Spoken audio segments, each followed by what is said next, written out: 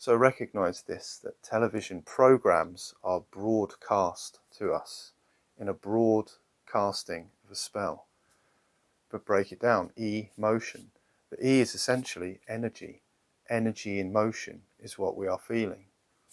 Things that are supposed to be of science fiction are in fact a very real thing and a real phenomena. Paranormal is normal. It's only a cultural influence or doctrine that has turned things away from us to believe for it not to be real.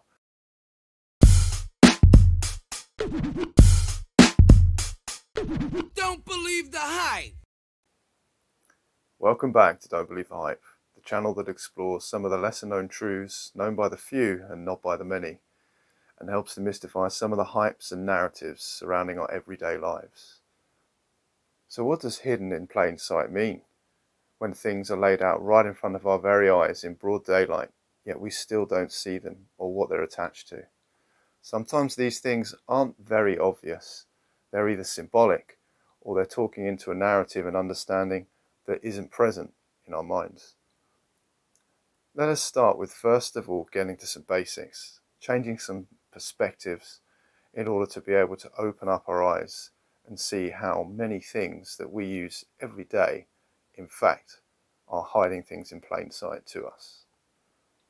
First, I'd like to start with the English language, something that we can all relate to and that we can all change our perspective on slightly to be able to see some of the hidden meanings that use every day and the reason why the words that we use are the words that we use. First, let's realize that language is just a way for us to be able to express ourselves and also convey and share information in a useful and relatively quick way.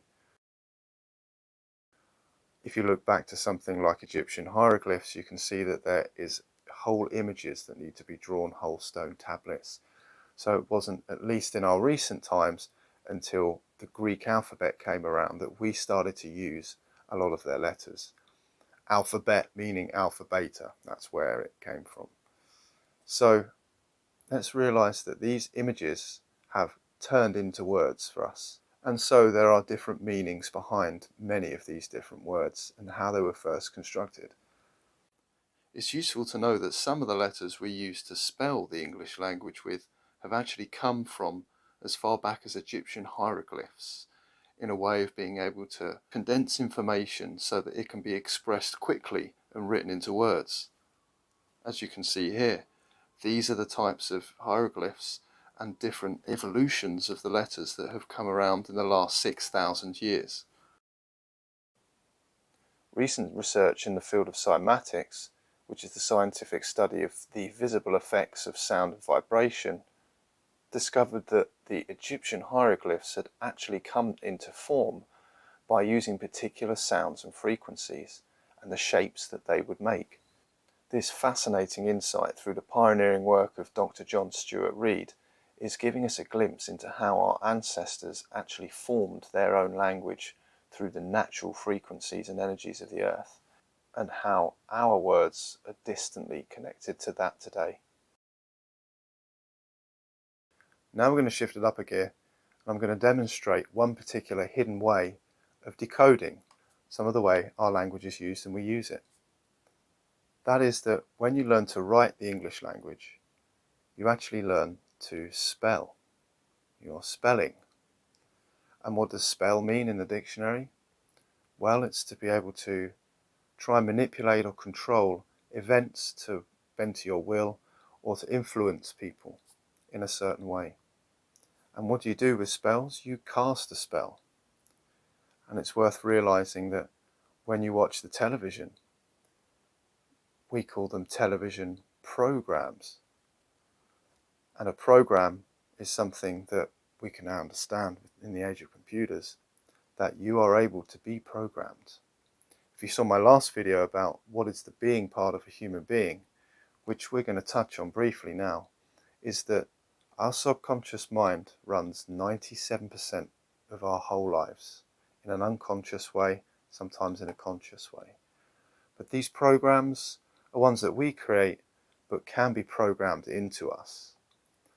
So recognize this, that television programs are broadcast to us in a broad casting of a spell.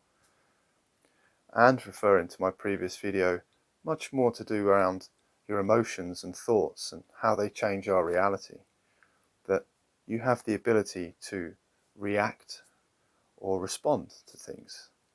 And reacting is just acting something out in a loop unconsciously. So you just react things out. Whereas if you are more conscious of things that are happening, you have the ability to respond. Hence the term responsibility. And response, of course, think of the word sponsor, which is always a benefit to you, something that is going to support you. So sponsoring yourself with your responsibility instead of reacting. And there are others as well, such as remembering. When you dismember something, you are taking it apart. When you remember something, you are putting the members back together. You are putting things as they were. When you recognize something, you are recognizing it. You are putting it into your mind again, remembering it, putting the pieces together, and recognizing it in your brain so that you can cognitively put it together and recognize it. Even the word information is just saying information. Like flying in formation, things all come together into a sequence. So we just put it in a formation, form information. So these things are trying to tell us something, but they are hidden away on some level. And I should also mention television. Can you think of any other words that have the word tele in them? There are a few, but the ones that always spring to mind for myself are things like telepathy and telekinesis. Things that are supposed to be of science fiction, but are in fact a very real thing and a real phenomena. Telepathy meaning far off or non-local feeling, and telekinesis meaning far off physical movement. These psychic phenomena have been observed for centuries and were even socially popular in the British Victorian era via seances and mediumship. Psychic abilities that transcend our understanding have been demonstrated even since the mid-1500s by Nostradamus, and in early 1900s through Edgar Cayce, and in the 1970s and 80s by Baba Vanga, just to name a few. All of these people having premonitions of future events that would later come to pass, some with astonishing accuracy and some open to interpretation.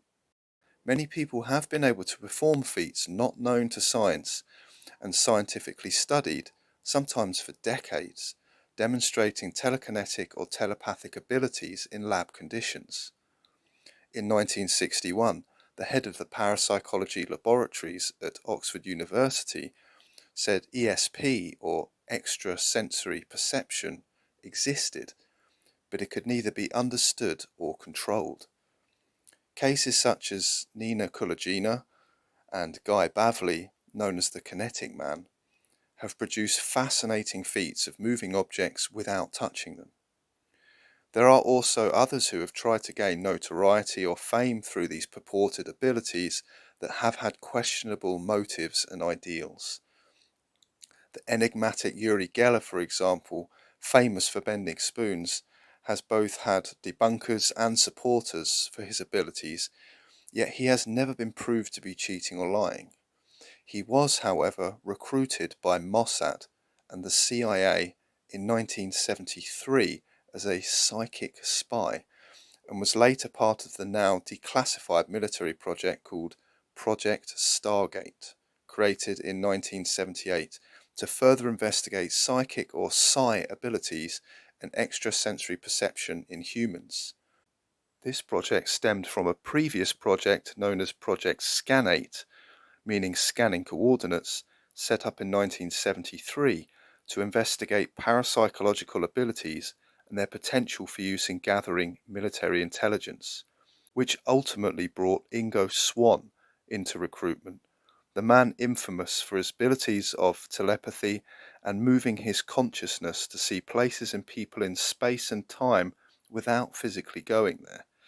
He is credited for coining the term remote viewing, which is still used today to widely describe this ability.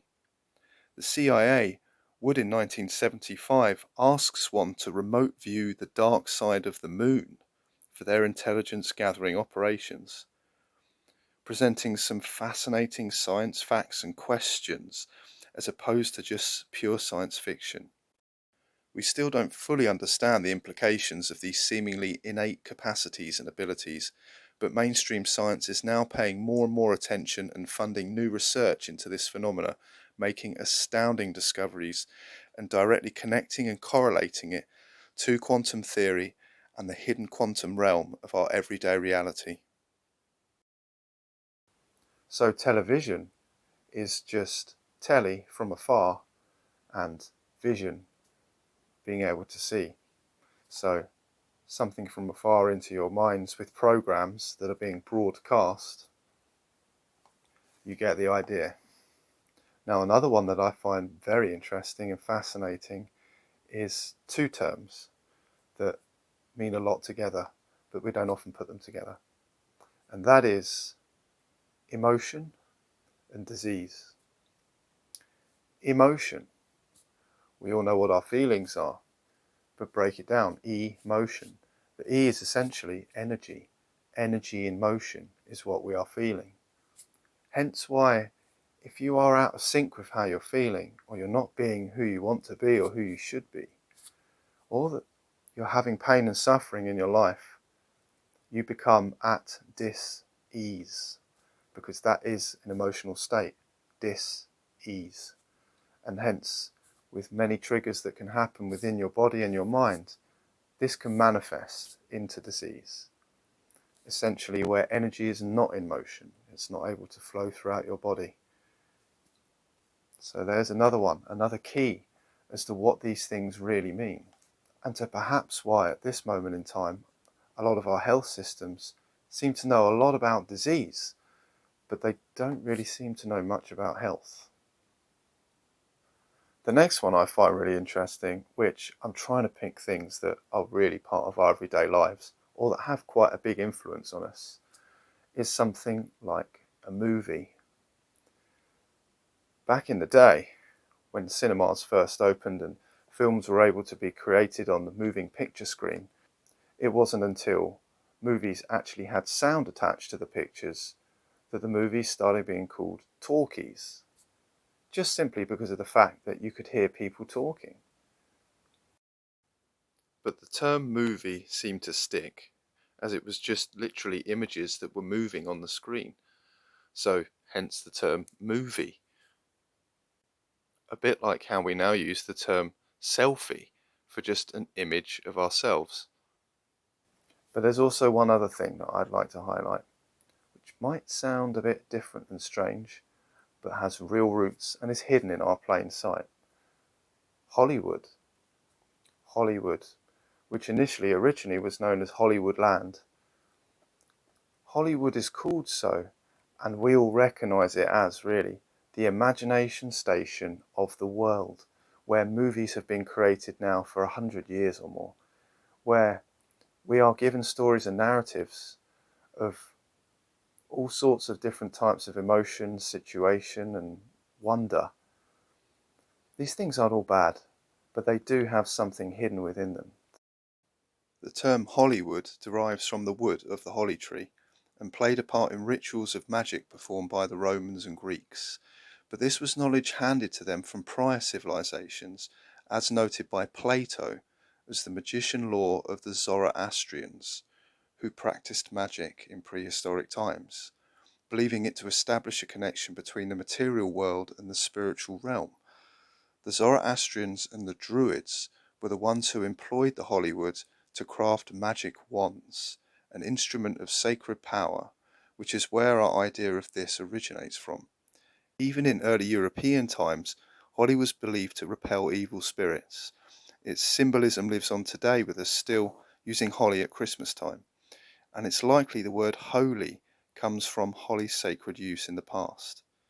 So you could say using the term and place Hollywood symbolically represents another way of casting spells to those unaware of the power of sacred symbology and magical ritual. So there is no coincidence here. that the imagination station that is Hollywood is called Hollywood.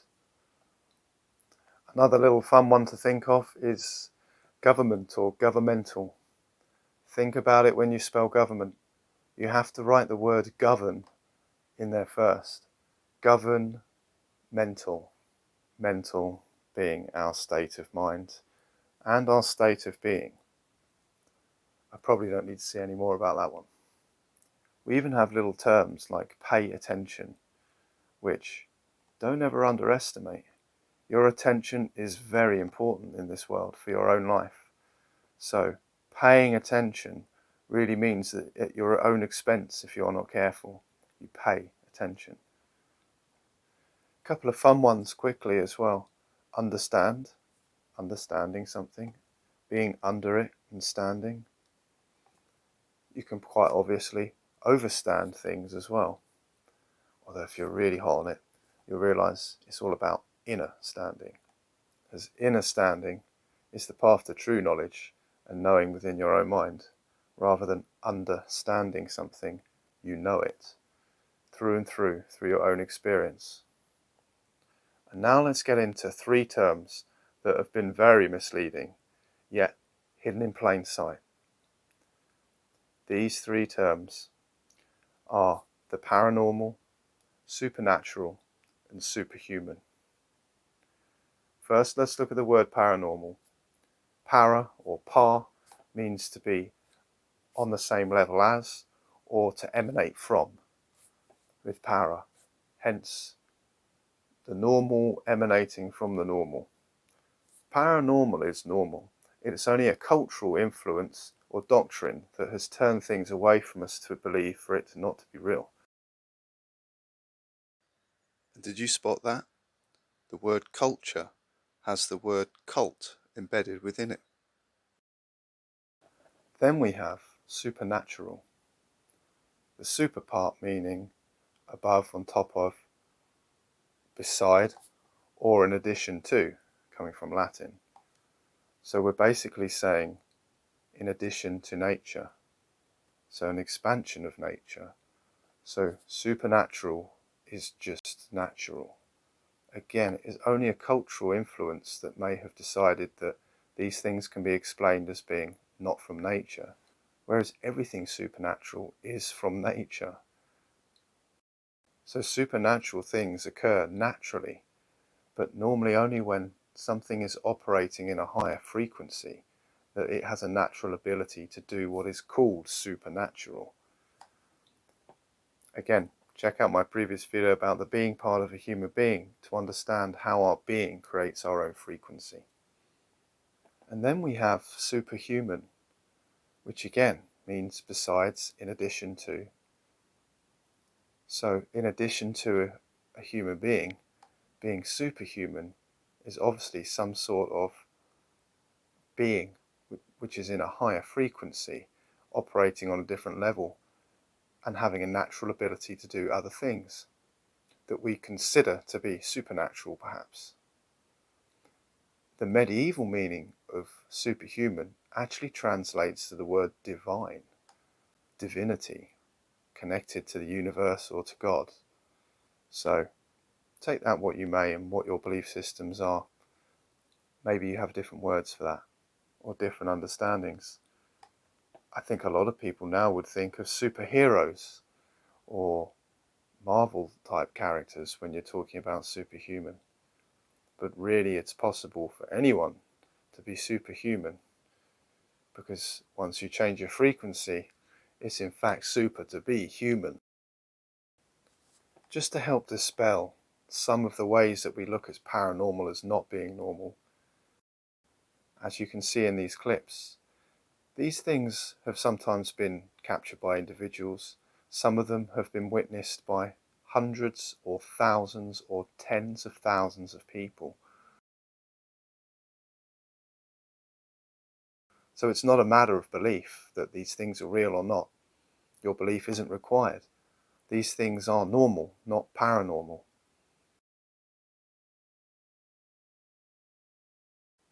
Although we may have to redefine what our meaning of normal really is.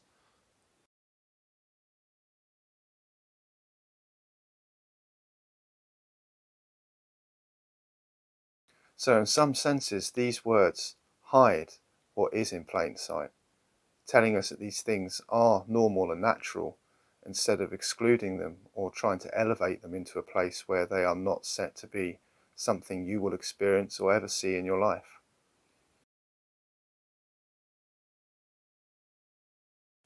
But the truth is, haven't we all known somebody who has had that paranormal experience or that ghost story, that supernatural experience that they've told you and explained to you?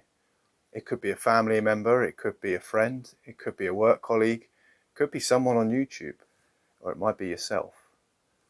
But the truth is, so many people have experienced this that everybody knows somebody where something has happened. And new statistics and studies have shown that over 30 million people in the United States confirm that they have had what they consider to be an extraterrestrial experience, whether it be lights in the sky, seeing an alien or something physical, having some sort of contact. And most of the time, it's a positive experience. It's a life-changing experience.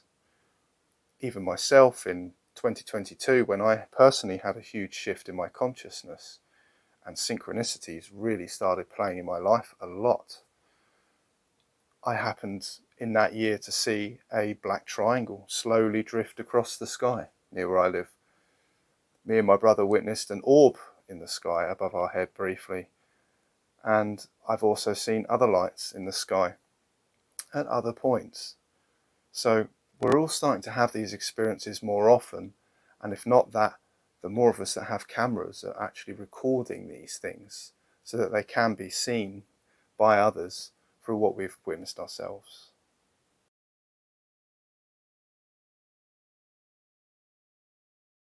So even if these things are called paranormal, it may be hard to call them normal. All it is they have been hidden away. In some cases, these things that people witness in the sky may not even be extraterrestrial.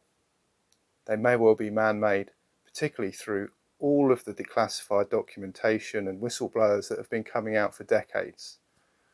But I'm not here to try and explain all of these things. It is something we have to try and understand ourselves. But there's no question that these things exist, these things are happening. So it's something that we need to pay attention to, so we are able to understand for ourselves what has happened, rather than now governmental hearings that are bringing UFOs, for example, into the limelight. So it is important that we do our own research, we use our own discernment in order to try and either understand or picture what these things mean to us. Because you'll notice that the mainstream has very much picked up on the UFO and extraterrestrial bandwagon recently, particularly before and after the US congressional hearings. So already that should be a sign of showing you that something is already known and a narrative is being put together. So be wary for yourself. So now we have slightly lifted a veil on some of the hidden in plain sight truths, gained a perspective that, at least for some of the part, we are receiving spells that are broadcast through programming of the television. That when you receive some of these more distressing or fearful messages, don't believe the hype. Do your own research and make up your own ideas, make up your own minds. Don't be programmed by what you're being told, sent out to the masses. Thanks very much for watching this video. Please give it a like if you did enjoy it. I could have gone on for a lot longer on these topics and subjects, yet plenty more videos to come, plenty more information. So until next time, work in love, be in light, don't believe the hype.